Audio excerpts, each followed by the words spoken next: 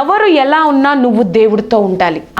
నువ్వు దేవుడితో ఉండాలి. అది నువ్వు జ్ఞాపకం చేసుకోవాలి. నువ్వు యవ్వన కాలంలో ఉన్నావేమో, నీ యొక్క మ్యారేజ్ విషయంలో, ఆ యొక్క భవిష్యత్తు విషయంలో లోకానుసారంగా వారు ఎన్ని మార్గాలు, ఎంత దేవుడి చిత్తానుసారం కాకుండా వారు జీవిస్తున్నారా, ఆ విధంగా వారు వివాహాలు చేసుకుంటున్నా, నువ్వు నేను దేవుడి చిత్తం కోసం వేచి ఉండాలి.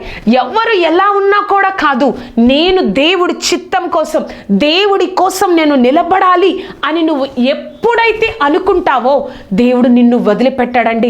దేవుడితో ఉండడం ముఖ్యం. నాకు నా తండ్రి దగ్గర విలువ లేదు అని దావీదు ఏ విధంగా అయితే నా తండ్రి దగ్గర విలువ లేదు, నా అన్నదమ్ముల దగ్గర విలువ లేదు, కానీ నేను దేవుడితో ఉండాలి. విలువిచ్చేది వారు కాదు, నా దేవుడే నాకు విలువిస్తారు. కాబట్టి నేను దేవుడితో ఉండాలని ఎప్పుడైతే దావీదు నిర్ణయించుకొని ఆ విధంగా జీవించాడో దేవుడు దావీదుని వదలలేదండి.